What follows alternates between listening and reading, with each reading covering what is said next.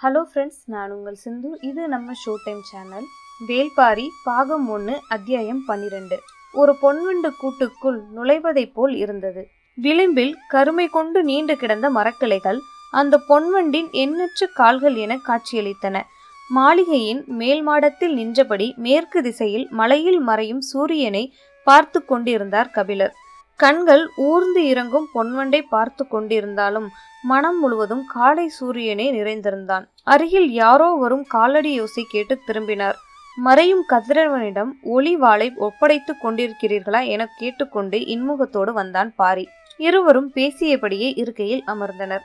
பாரி கேட்டான், காலையில் உச்சிப்பாறை ஏறியதும் மேற்கு திசையை பார்த்தபடி காண கிடைக்காத காட்சி என சொன்னீர்களே, எதை சொன்னீர்கள்?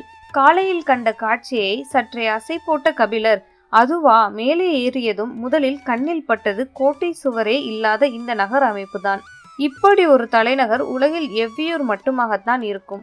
எதிரிகளிடம் இருந்து தற்காத்து கொள்ள கோட்டை சுவர் எதுவும் எங்களுக்கு தேவையில்லை. ஏனென்றால் எங்களின் ஒத்துழைப்பும் உதவியும் இல்லாமல் யாரும் பெரும் காட்டையும் மலைமுகடுகளையும் கடந்து இங்கு வந்துவிட முடியாதல்லவா? பாரியின் கேள்வியை ஏற்றுக்கொண்டார் கபிலர். அதே நேரம் காட்டு உயிரினங்களிடம் இருந்து உங்களுக்கு பாதுகாப்பு தேவை. அதற்காகவாது சுவர் எழுப்பி இருக்கலாமே. அதன் பொருட்டுதான் எழுப்பியுள்ளோம். எங்கே எழுப்பி இருக்கிறீர்கள்? என் கண்களுக்கு தெரியவில்லையே. எதுவும் மாயை சுவர் கட்டியுள்ளீர்களா? பாரி சிரித்தான். உங்களின் கண்களுக்கு தெரிகிறது, ஆனால் அது சுவர் என்பதை உங்களின் எண்ணம் ஏற்க மறுக்கிறது. கபிலர் உட்கார்ந்த இடத்தை விட்டு எழுந்து பார்த்தார். அவரை கவனித்தபடி பாரி கேட்டான், இந்த காட்டில் எத்தனை வகையான விலங்குகள் இருக்கின்றன என்று யாருக்கு தெரியும்? காட்டு விலங்குகளால் உடைத்து நொறுக்கவோ தாவி கடக்கவோ முடியாத ஒரு கோட்டை மதிலை மனிதனால் கட்டிவிட முடியுமா? கார்காலத்தில் 3 குலகு தின்ற ஒரு பெண் யானை எவ்வளவு பெரிய கருங்கோட்டையையும் தகர்க்கும்.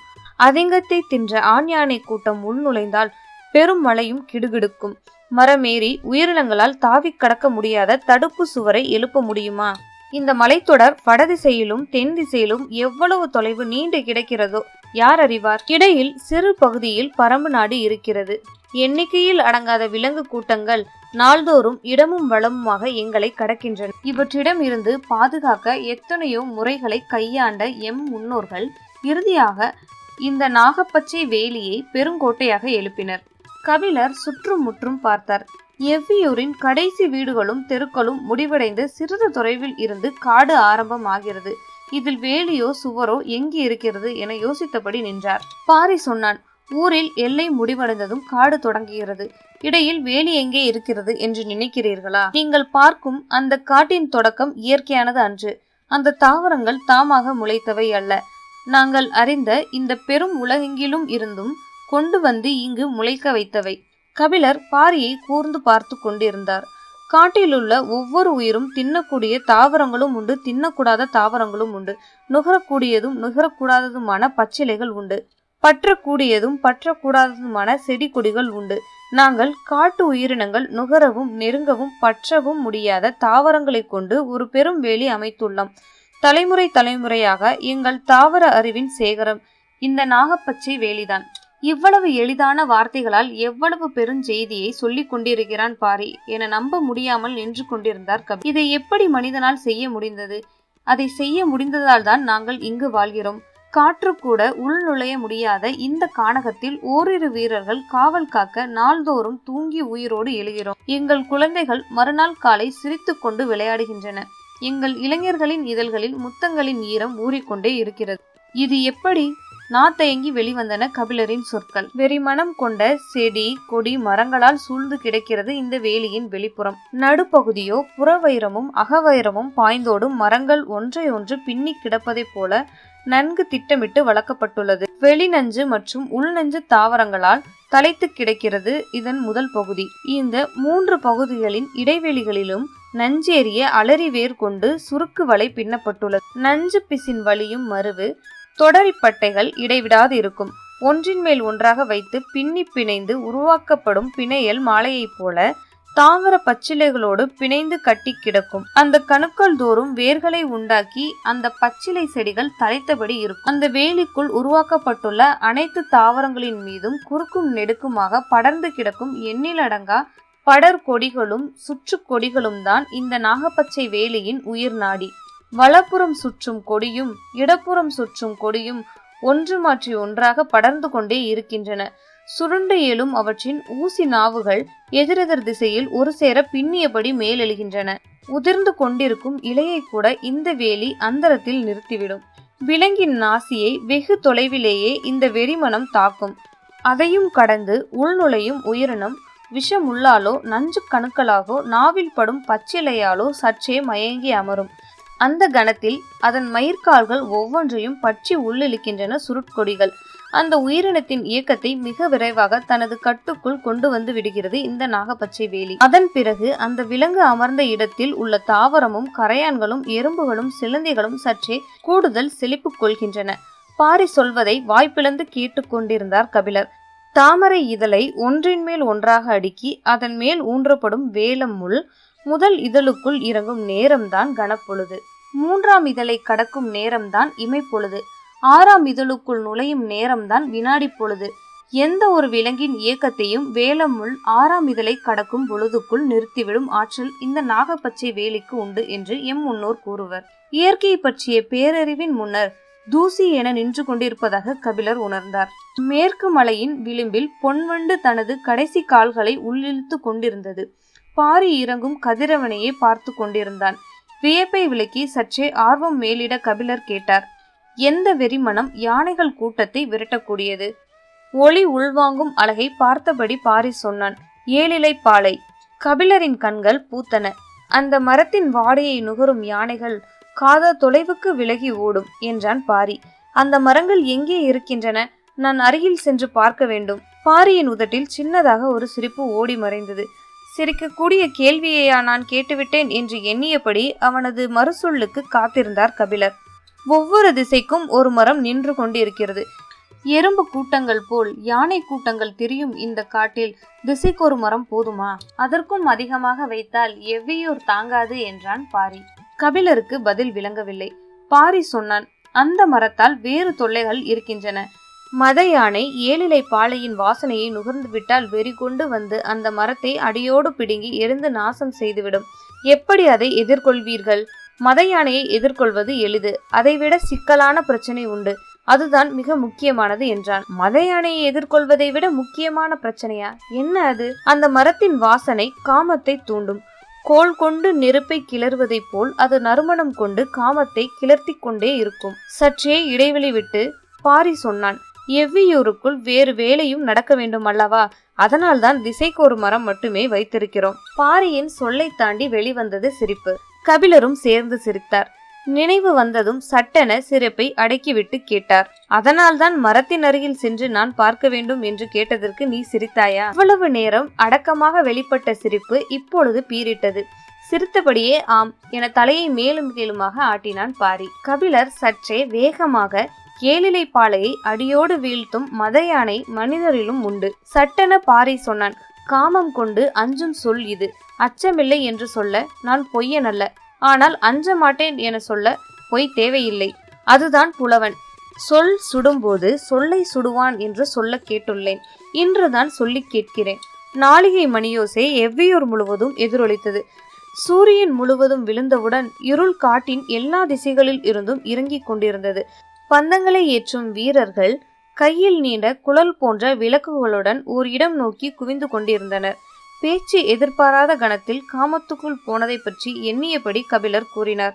இரவு வரும்போதே ஏதாவது ஒரு வடிவில் காமத்தையும் அழைத்து வந்து விடுகிறதே. பாரி அசட்டு சிரிப்போடு சொன்னான், ஏழிலை பாலைக்கு இரவேது பகலேது?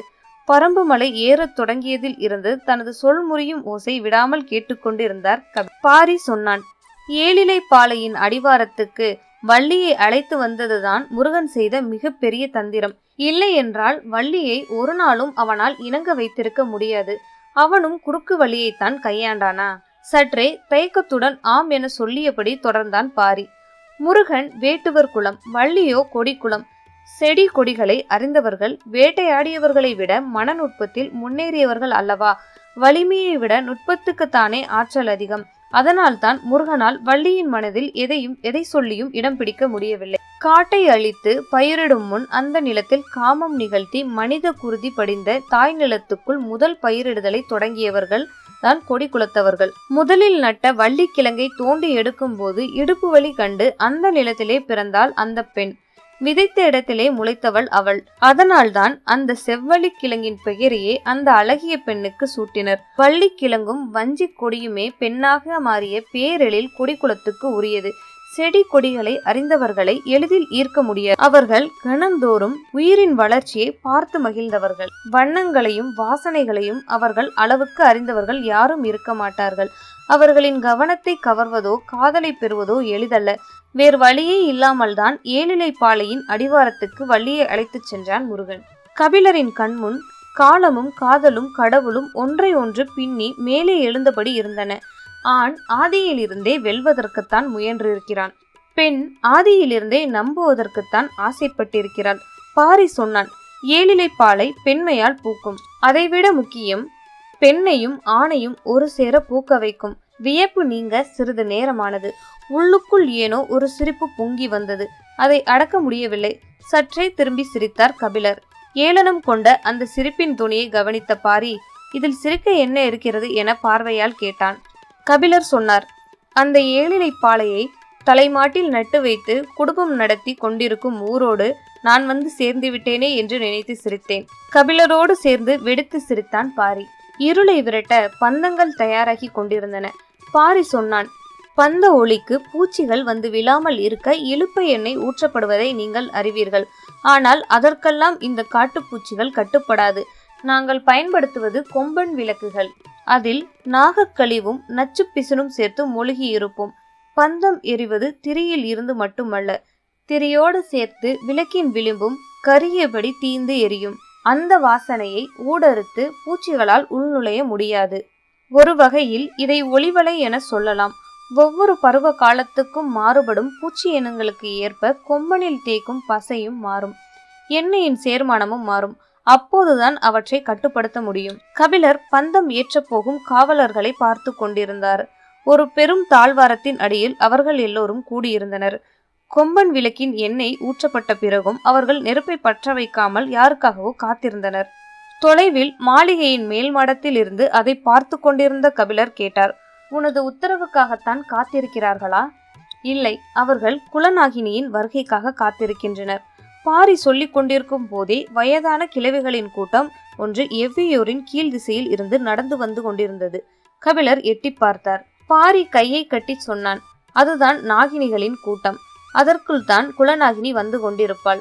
அவள்தான் எங்க குல மூதாய். இந்த நாகப்பச்சை வேலியை ஆட்சி செய்பவள் அவள்தான். பெண்களால் தான் இவ்வளவு நுட்பமான ஒரு வேலியை கட்டியமைத்து காப்பாற்ற முடியும். அவர்களின் சொல் கேட்டு தாவரங்கள் தலைக்கும், தலையாட்டும். அவர்களின் உடம்பில்தான் கொடிக்குலத்தின் ரத்தம் ஓடுகிறது. ஆதியில் நிலத்தில் சிந்திய குருதியில் இருந்து தலைத்தவர்கள்தானே அவர்களின் முன்னோர்கள். ஒரே நேரத்தில் மண்ணுக்குள் வேர்விடவும் மேல் நோக்கி முளைவிடவும் தாவரங்களால் முடிவதைப் போல இவர்களால் முடியும். கருவுக்குள் புது உயிர் சூழ்கொள்ளும் கணத்தில் கூட பிறந்த குழந்தைக்காக மார்பில் பால் சுரந்து கொண்டிருக்கும் அல்லவா, எல்லாம் தாவர பட்சினிகள், அளவற்ற ஆற்றல் படைத்தவர்கள் என்றான். பாரியின் குரலுக்கு இதுவரை கேட்டறியாத அச்சம் இருந்தது. குல சமூகத்தில் பெண்ணின் தலைமை இடத்தை வேளிர் குலம் அப்படியே வைத்துள்ளது. எங்களின் மூதாயின் குரலுக்கு குலமே அஞ்சும் என்றான் பாரி. இவர்கள் பேசிக் கொண்டிருக்கும் போது அந்த கூட்டம் பந்தங்கள் ஏற்றப்படும் தாழ்வாரத்துக்கு வந்து சேர்ந்தது. நகரெங்கும் ஏற்றப்பட வேண்டிய பந்த எண்ணெய்களின் வாடையும் கொம்பன் விளக்கின் வாடையும் நுகர்ந்து பார்த்தபடியே ஒவ்வொரு விளக்காக ஏற்றி கொடுத்து கொண்டிருந்தார்கள் நாகினிகள்.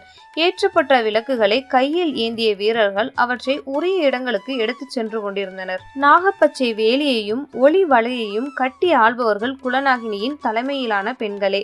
அவர்கள்தான் பருவ காலங்களின் தன்மையை அறிந்து முன்னெச்சரிக்கையுடன் செய்ய வேண்டியவற்றை செய்து இந்த நகரையும் எங்களையும் காத்து வருகிறார்கள். ஆண்கள் எல்லோரும் விலங்குகளை வேட்டையாடவும் வெளியுலக மனிதர்களிடம் இருந்து தற்காக்கவும் தான். புல் பூண்டில் இருந்து இலையின் முனைக்கு வந்து இரு கால்கள் நீட்டி எட்டி பார்க்கும் எறும்புகள் வரை அறிந்தவர்கள் அவர்களே.